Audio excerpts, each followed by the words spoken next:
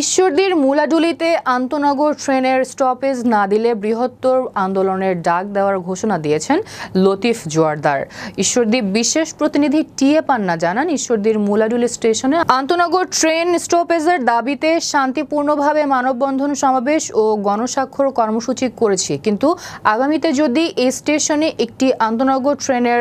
Ups and down stoppage দেওয়া না হয় তাহলে বৃহত্তর আন্দোলনের ডাক দেওয়া হবে বলে ঘোষণা দিয়েছেন পাঠক, শিল্প সাহিত্য ও সামাজিক পরিষদের প্রধান উপদেষ্টা, কবি ও কথা সাহিত্যিক লতিফ জোয়ারদার।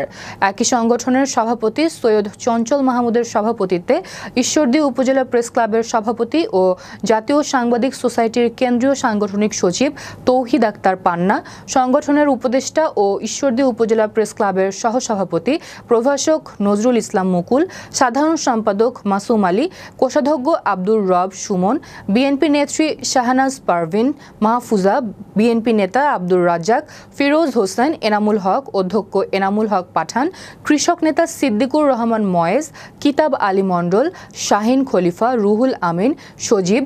জিয়াউর রহমান জিয়া, জাহিদ হাসান, আনোয়ার হোসেন খলিফা, বিপ্লব খান, নসিব হাসান সহ বিভিন্ন পর্যায়ের শিক্ষক, ব্যবসায়ী, চাকুরিজীবী ও রাজনৈতিক নেতৃবৃন্দরা বক্তব্য দেন। মুলাডুলি স্টেশনে আমরা একটা শান্তিপূর্ণ